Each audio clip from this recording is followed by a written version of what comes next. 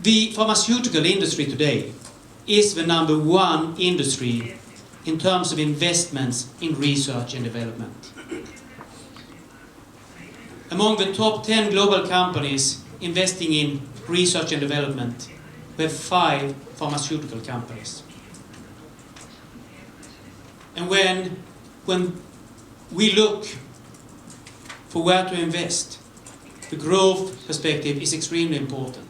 And this is not a very appealing picture of Japan.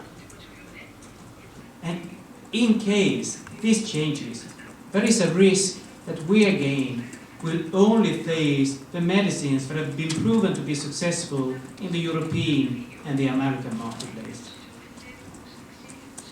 From a patient perspective, what would it mean? Well, this is a picture that we still remember. On the lower part of the slide, we have the situation today, with the dramatic improvements made over the last 5 to 6 years. Japan has a seat at the table. We are a part of a global simultaneous development today. But we are facing the risk of being back to the era of a drug lag. And this again would face the risk of Japanese patients to not have the access that they have today to innovative medicines. As an industry, we fully understand the financial constraints, and we are strong supporters of the universal coverage that is unique in Japan, and we believe that's a system that many countries should look at. As a consequence, we are also very much supportive of increased use of generics. We believe that's an important part of the formula. We strongly support the efforts to increase generic utilization first to 70% in 2017 and later on to 80%.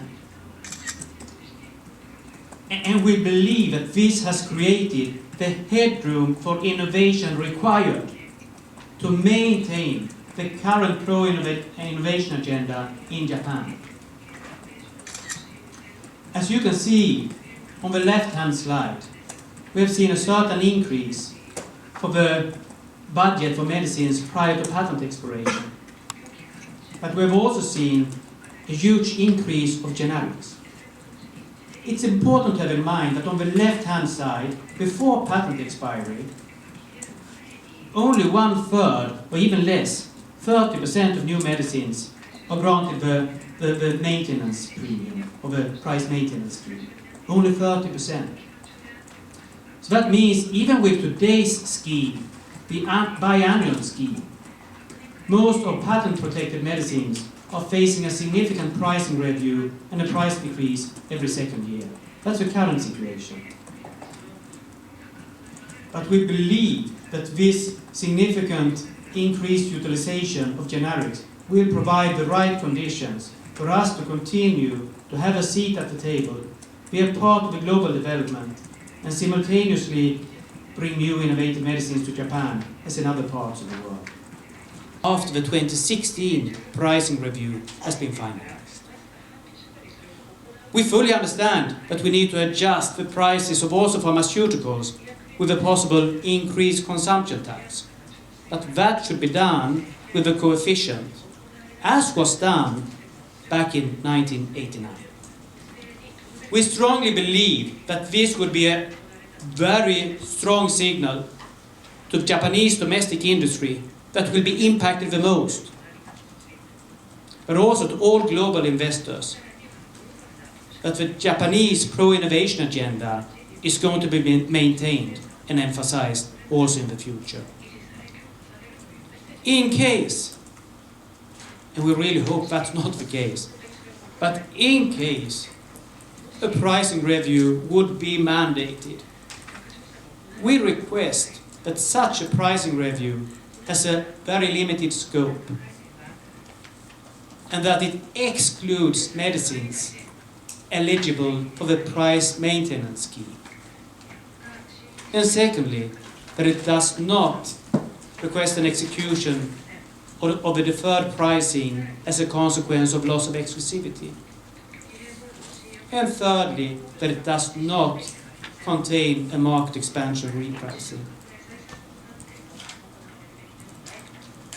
So again, our big request and urge would be to really maintain the current successful formula in Japan for Japanese patients, for Japanese economy, Japanese industry, of biannual reviews, and in case there is a consumption tax hike, just adjust pharmaceuticals with a coefficient equal to the impact of the consumption tax.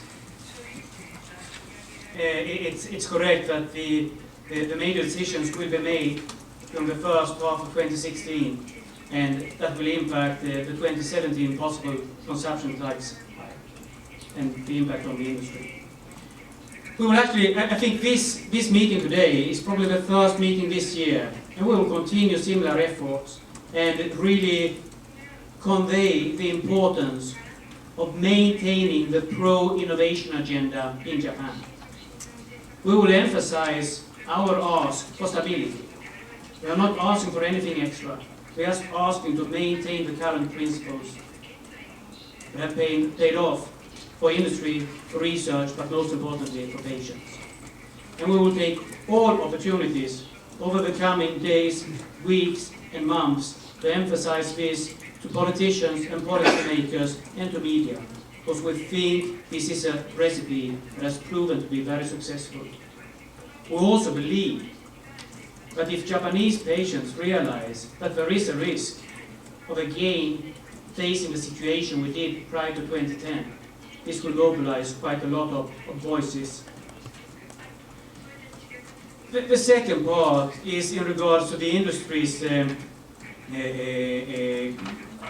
comments on the maintenance of the current pricing scheme. I know that there are several discussions, and we are open to participate in those. But for the time, and Pharma will be an active participant in those discussions. But today, based upon our current understanding, we believe that we have a system that works, and where expenses are under control with a biannual review. But in the future, we're open to discuss other possibilities, but today, this is our only ask.